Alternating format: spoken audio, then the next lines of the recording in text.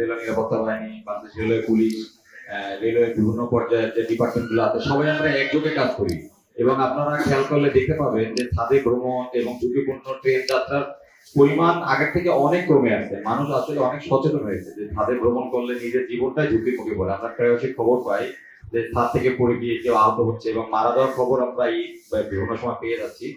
তো আমরা চেষ্টা করব যে ছাদে ভ্রমণ একেবারেই শূন্যের কোটায় নিয়ে আসার জন্য। রেল লাইনের উপর সরাসরি মল পড়বে না, যে মলটা বা যেটা যাচ্ছে সেটা একটা প্রসেসিং এর মাধ্যমে ওইখানে পুরোপুরি ইয়ে হয়ে পানি হিসাবে পড়বে আর কি।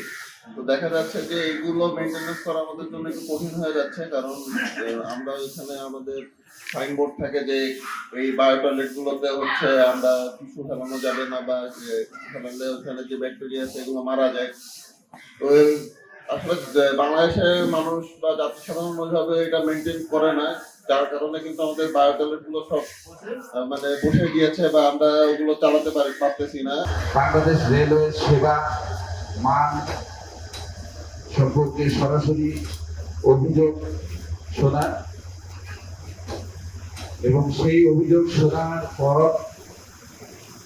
তাৎক্ষণিক কিংবা পরবর্তী পর্যায়ে তার সমাধানের লক্ষ্যে আমরা কাজ করে যাচ্ছি।